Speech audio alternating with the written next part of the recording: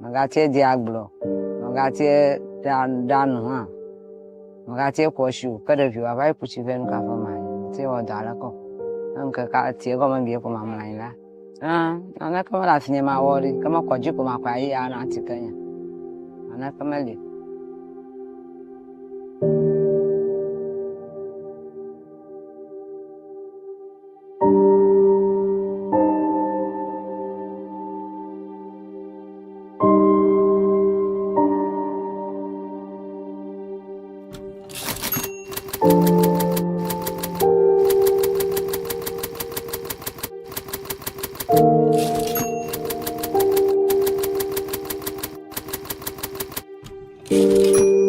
Just coming through, breaking news right now. Well, Zakujo, this is it.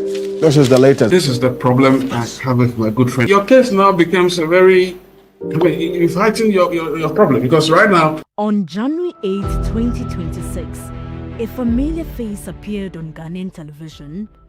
Franklin Kujo, the founding president of Imani Center for Policy and Education. What followed was a barrage of reactions across social media.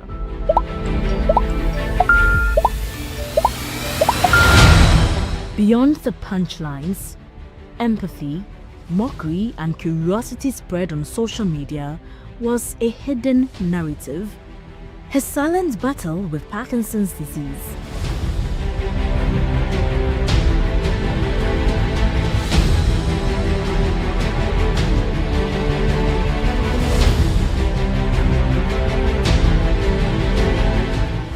I got to know about 8 years ago, actually, because now that I remember that the symptoms started about 2 years earlier, in the 8 years.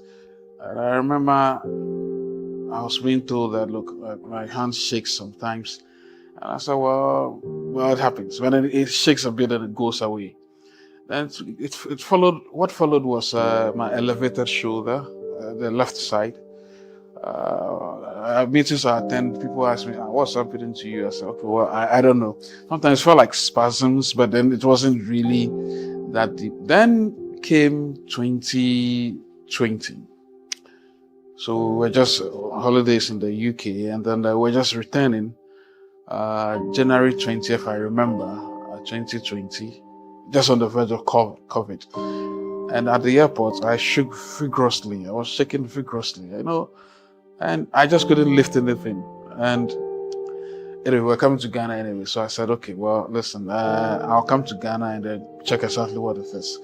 I saw my GP, Urake, and he said, look, he thinks I need a specialist, a movement disorder specialist to assess what was happening. So he recommended one, Dr.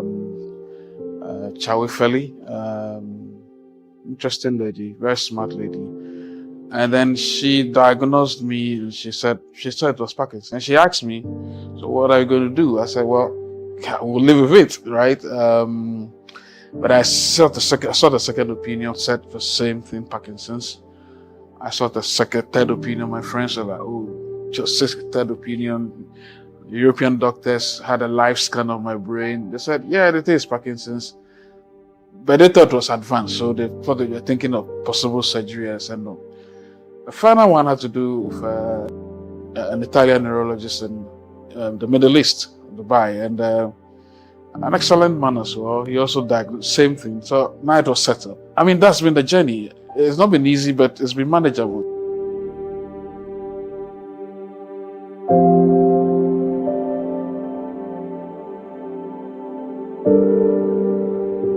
Parkinson's disease was first medically described as a neurological syndrome by James Parkinson in 1817.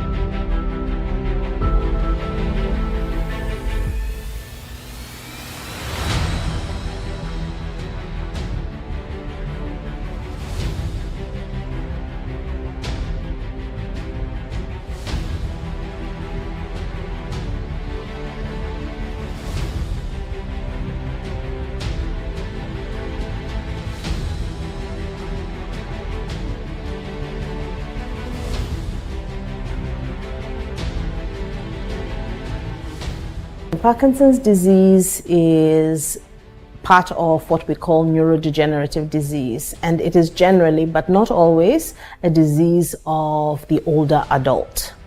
And it is caused by a gradual degeneration, hence the neurodegeneration of the parts of the brain that are responsible for making a chemical called dopamine. Now, please remember, this is an oversimplification, and insufficient amounts of dopamine leads to what we see clinically, so what you can see when the person has Parkinson's disease. So the tremor, the slowness, the difficulty walking, depression, constipation, a whole slew of symptoms that the individual will experience when they are getting Parkinson's disease. Parkinson's disease is also a progressive condition. So regardless of how we treat the disease, it will over time continue to get worse. So that also means that over time, the medications, the measures that we need to put in place for the individual that has Parkinson's disease will change, because the body will be changing over time. As at the moment, it's not curable. We only do symptomatic treatment. So it is not the best of lifestyle, but if you are on the medication, you see an improvement. So we have people who are 40 years, even at this center, and that have started experiencing the Parkinson's disease. So it first starts with non-motor symptoms, and it's not just the motor symptoms. Non-motor symptoms are the first things you realize, and that your sleeping pattern changes. So you are not getting enough sleep. You start having that before even your speech and smell, before you now come to the realization that the motor symptoms are coming over. There are two types of Parkinson's disease. You have the young onset. With that one, it's mostly genetics. You have a certain genetic variant of a gene, which is a strong cause of Parkinson's disease. And it is so strong a cause that your Parkinson's disease comes out while you are young. So that is one cause of it. There's the other one, which we call complex Parkinson's disease. And that is, the answer is in that terminology. It is complex because it is an interplay of some genetics and some environment. With the environment, you are exposed to something in the environment which interplays with that genetics over time to give you Parkinson's disease by the time you're in your 50s or your 60s. We know some of these environmental risk factors for Parkinson's disease. One is some weed killers. Weed killers, anything that has a chemical called paraquat in it, is a risk factor for Parkinson's disease. But guess what? They are all over Ghana. We do interact with our patients. A lot of them say as they are growing older, they can't weed the yard, so they just spray it with the weed killers. Some people have been spraying for decades, and this is a risk factor for Parkinson's disease. So pesticides, some agrochemicals, and heavy metals. Galamsey. Dopamine is like a messenger in your brain. It helps send signals between brain cells, telling them what to do. Its roles include helping with walking, writing, among others. In Parkinson's, brain cells that make dopamine start to die off. This means less dopamine around. So one's movements become slow, causing a variety of symptoms, including the tremors. It's like this scenario. A man with Parkinson's disease wants to walk. All of a sudden, his leg cannot move even though he wants to walk. To understand what is happening, think of it as a remote control with a dying battery. When you want to change the channel, you press the button. In a healthy body, the battery, which is dopamine, is full. The signal is strong, the message travels instantly, and the body moves. But in the brain of someone with Parkinson's, that chemical battery is draining. When this man tries to take a step forward, his brain is pressing the go button over and over, but in this case, the signal is too weak to reach the muscles on his legs. You see what is happening. He's trying to move his leg, but he's struggling. to move. That is what we call freezing. And with freezing, mostly we use what we call the auditory cue, which we count, or we use rhythm to facilitate the movement. He waits and has to refocus his mind for that tiny bit of remaining dopamine to finally power through. When he does, his feet is finally lifted off and he's able to walk. The management of Parkinson's disease is a multidisciplinary affair. So it requires the involvement of the neurologist, the physician specialist, the general practitioner, sometimes the urologist, the physiotherapist, the psychologist, and sometimes even the gastroenterologist. Our medications don't change the course of the disease. Over time, the disease will still progress. I mentioned that. The thing that we know can slow down worsening and sometimes almost to a point halt the worsening is physical activity. I'm a physiotherapist and we'll be looking at his mobility specifically, yes. So when we look at Parkinson's, we have the shaking, which we call the tremor. As I'm holding his hand like this, you can see the fingers shaking. So that is the tremor part of Parkinson's disease. And then also we have what we call the rigidity, which is tightness in the muscles. And with that, if I move his hand like this, okay, so if I do this, you could see it doesn't move smoothly. To deal with this, the tremor hardly respond to medication or even physiotherapy interventions, but there are few activities that one can do. And back, we can step sideways too. Good, and back. All these are ways of helping with balancing. So I was watching a documentary, then I saw Muhammad Ali Parkinson. That's what encouraged me that, oh, there's Parkinson's disease, but it doesn't look cure. So the exercise and all the things that I've been doing, that's what I have to continue doing them. Sometimes I will sleep, I don't feel like wee-wee, but the things make me a wee-wee. I wake up, I will suffer before, like 30 minutes before I get down. When I go to the toilet, sorry to say that, the wee-wee doesn't come. My wife will say, boy, I will sleep again. My eyes will open on it. Like 30 minutes again, the brain system will tell me, wee, have to wake up. Because they communicate together. So that's when I'm working with the stick, I feel like falling down, so I have to break. I can't work fast without swinging the hands. Madam, Parkinson is not good. My children, they are girls, 1 boy, 2 girls. They come to me and say, Daddy, I'll pray for you so that you work well. Sometimes when I have to fall down, they run, they won't hold you. Say, Daddy, don't fall down.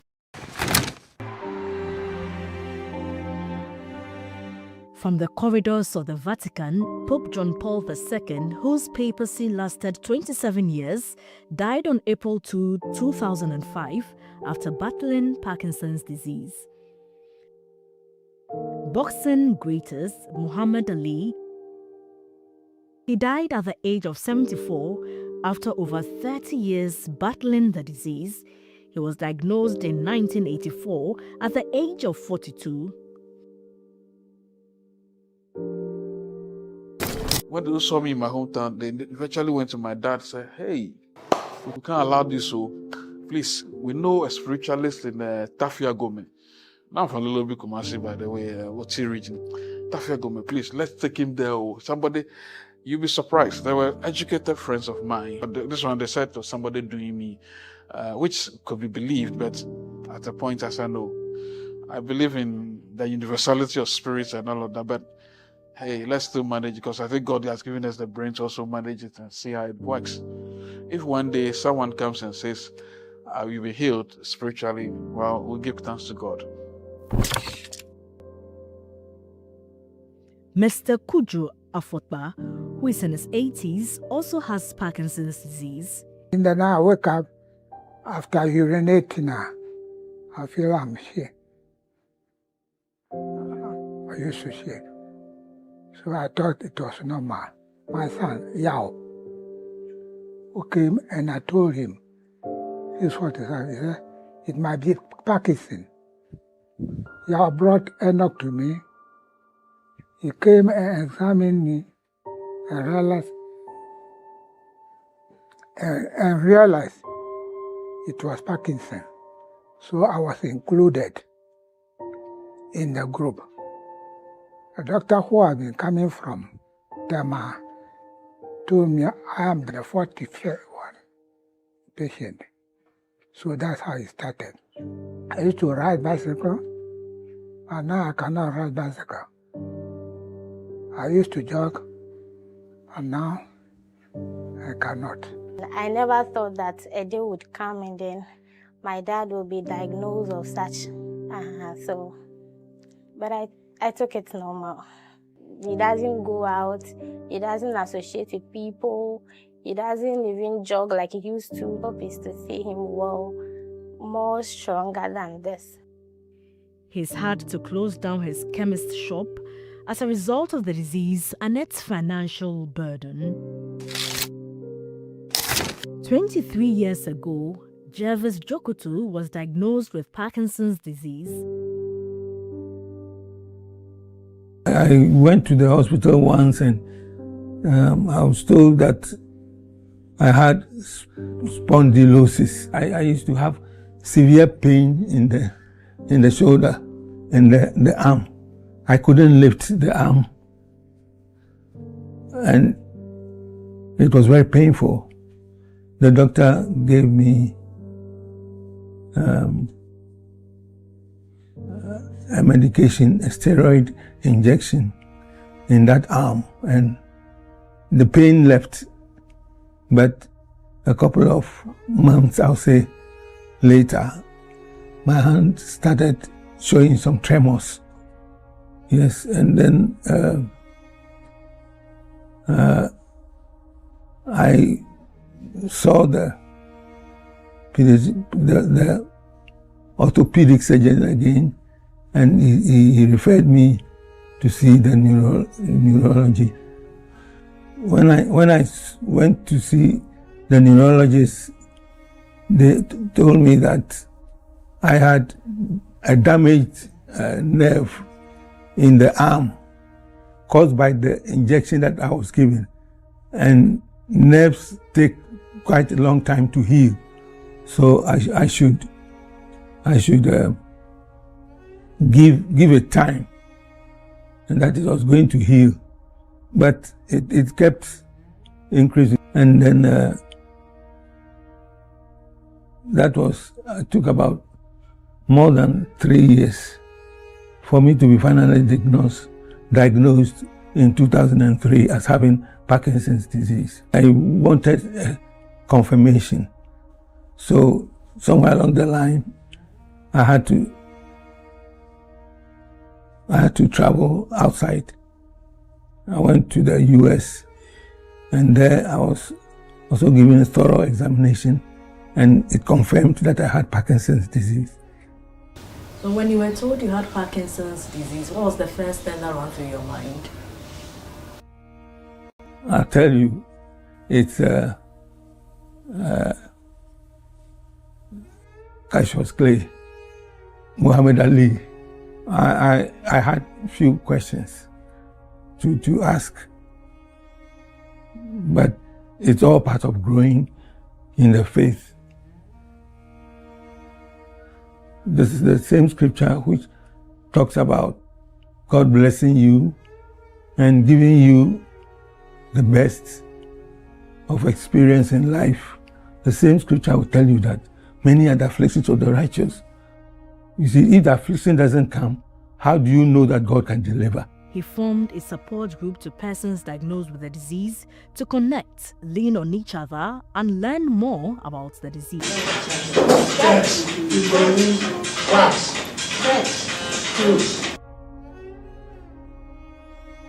His wife, Betty, has been supportive throughout the journey.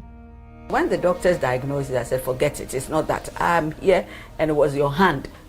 It wasn't shaking. You said there was pain. I argued a lot when they first said it was Parkinson, because I said no. So when it started with the right hand, and I said, half of my married life he has to deal with this. But before, I mean, my daughter is looking for somebody like Daddy, fantastic man, very active, very active, very, very helpful.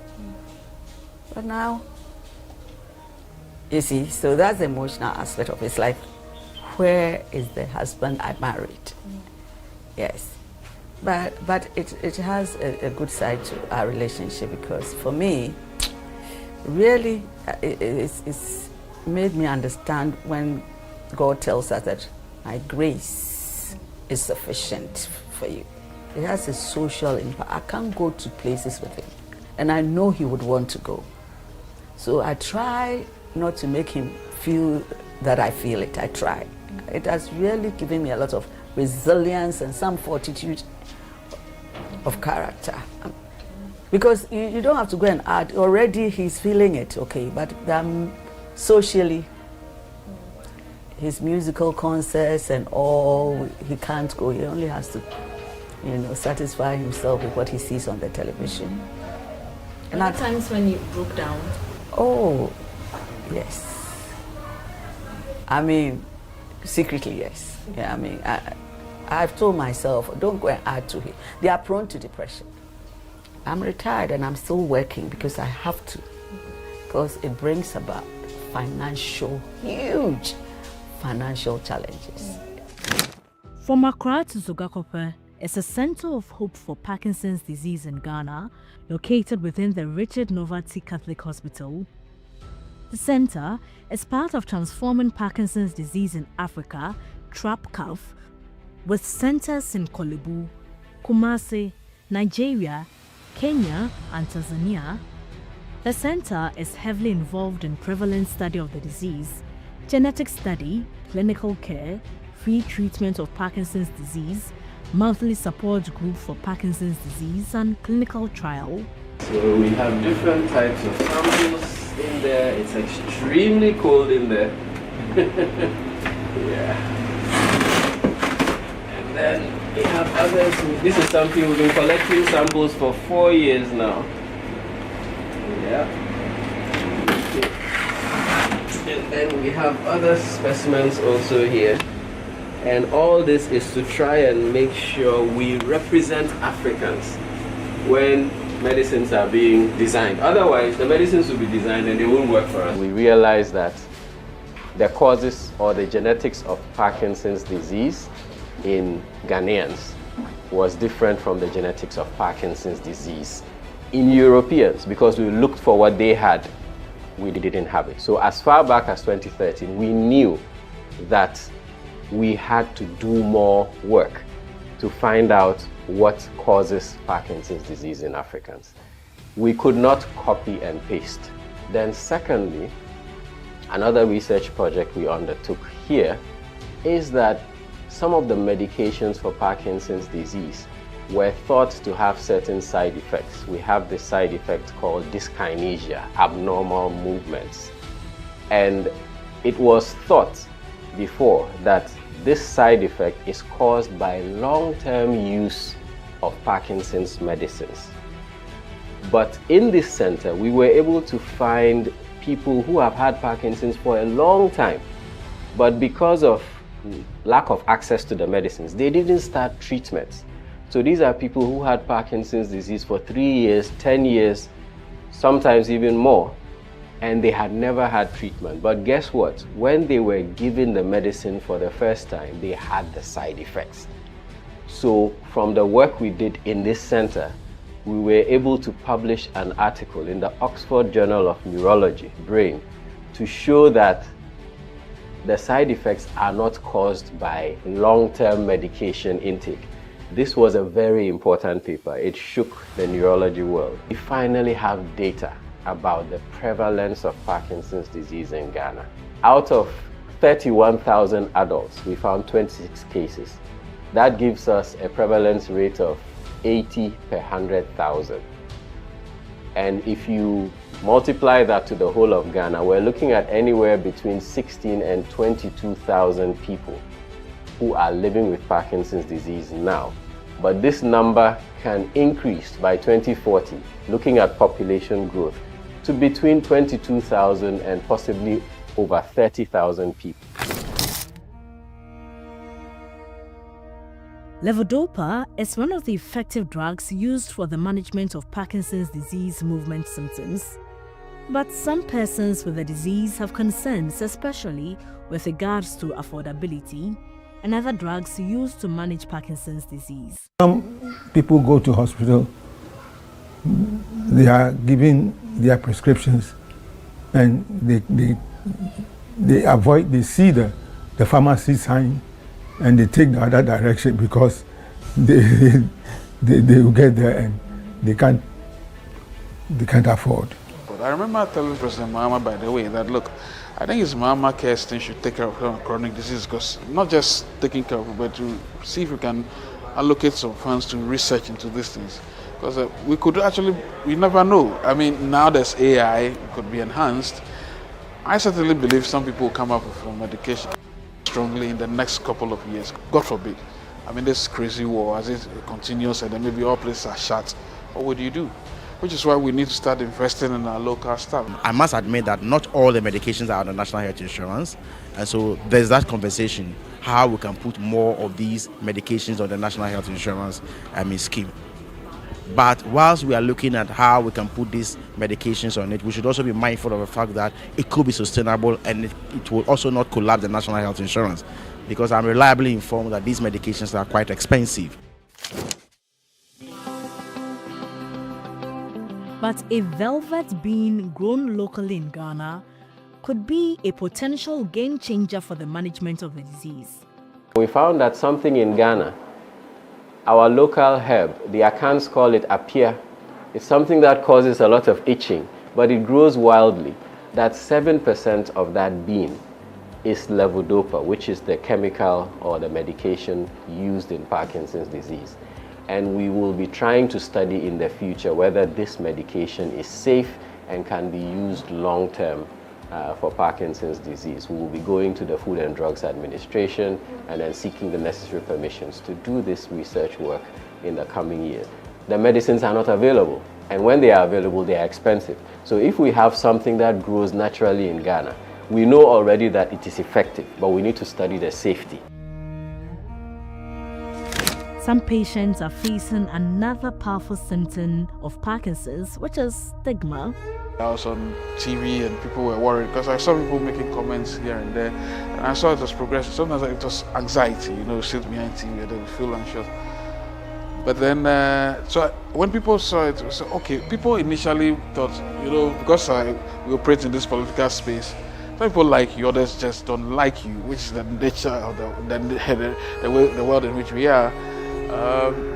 So some of the guys on the other side were like, why is he shaking his head like that? Is he autistic? Is it this? All kinds of disparaging comments. But of course, I accepted to live with it. The reactions came. I realized later that when people got to know all those elements that were saying negative things, they quarreled back. Some of them apologized. Others just dissipated, and then that was it. Indeed, being diagnosed with Parkinson's disease is not the end, but a new navigation in life. Beyond the tremors, slowness of movement, rigidity, and all the symptoms associated with the disease, is a human being fighting a battle with an incurable disease. A human being worth more than a diagnosis. A human being yearning to move forward. Yeah, it's going to be okay. We've come this far. And you've been doing so well. Continue to do so. All that you know will help you. Okay. So, thank you very much. Yes. And I also want to let you know that you've been fantastic in the care that you've given to me. I appreciate it very much. And God bless you. Sure.